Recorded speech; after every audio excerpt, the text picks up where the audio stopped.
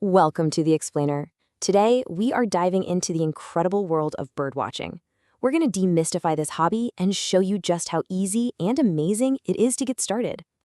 You know, when you hear the word birdwatching, a lot of us picture someone with a massive camera lens, maybe years of expertise. It can feel kind of intimidating, right?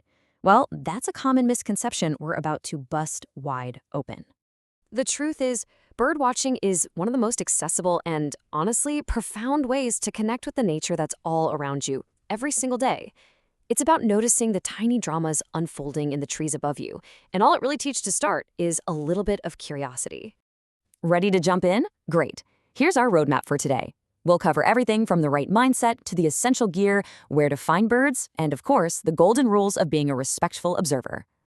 Okay, first things first. Let's reframe this whole hobby. This isn't about being a perfect bird identifier right off the bat. It's really just an invitation to slow down, to notice that flash of a blue jay's wings, and to observe the world around you a little more closely.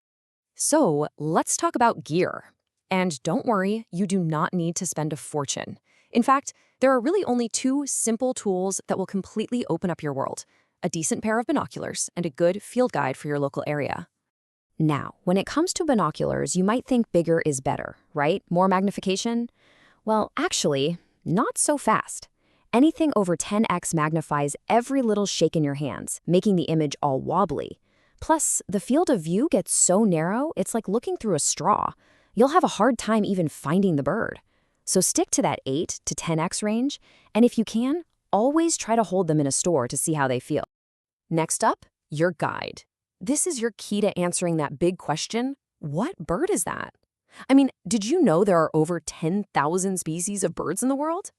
A good guide, whether it's a physical book or an app on your phone with audio clips, is going to help you navigate that incredible diversity. All right, what to wear? The most important thing here is just to blend in. See, birds have amazing vision, and they get spooked easily by bright colors. So if you wear earthy tones like khaki or brown, you just become part of the background, and you get to see them acting naturally. And of course, think comfortable shoes, a hat, and maybe a jacket for changing weather.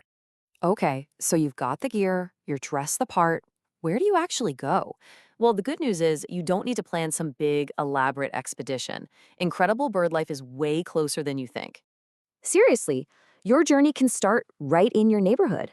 A local park, a nearby river, even your own backyard can be absolutely teeming with life.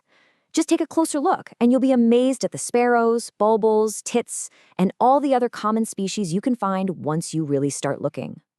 And the thing is, birdwatching is a year-round activity. While early morning is almost always that golden hour when birds are most active and singing, every single season brings something new and exciting, from the chaos of spring migration to the arrival of special winter visitors. So, you've found a bird. Now what? How do you get a really good look and maybe understand what it's doing without scaring it away? Let's break down the technique. The secret is all about a slow, steady, and methodical approach. Instead of just rushing towards the bird, try taking a few steps and then just pause. This makes you seem way less threatening and allows the bird to just go about its business naturally. And the simple 3-step process, it's going to be a game changer. Don't just throw your binoculars up to your face. First, find the bird with your own eyes, lock onto its position, and then slowly bring the binoculars up to your line of sight. It'll become second nature in no time. And hey, don't just identify the bird and move on. Observe it. What is its behavior telling you? A bird pecking at the ground might be looking for insects, while one singing from a high branch is probably defending its territory. Every little action is a clue to its secret life. And remember, your ears are one of your most powerful birdwatching tools. So often, you'll hear a bird long before you ever see it.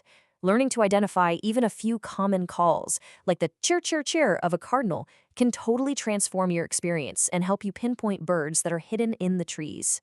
All right, finally, let's cover what is maybe the most important part of this entire hobby: the ethics of observing wildlife responsibly. And this isn't just a suggestion, it's really a non-negotiable rule. The bird's welfare always comes first. Never get too close, especially near a nest. And using recorded calls to lure birds can actually cause them a lot of stress. We're just visitors in their world, right? And our whole goal is to observe without interfering. This simple idea should really be your guide for every single action you take when you're out there. Respect for the environment and its inhabitants. That's the foundation of good birdwatching. And, while it's a fantastic solo activity for some quiet reflection, sharing your discoveries with other people can make it even better. There's nothing quite like that shared excitement of spotting a rare bird with a friend or learning from more experienced birders in a local club. Ultimately, what you'll realize is that birdwatching is so much more than just spotting birds and ticking species off some list. It becomes a full sensory experience. It's about feeling the cool morning air while you hear the dawn chorus. It's about learning the rhythm of the seasons as the migratory birds come and go.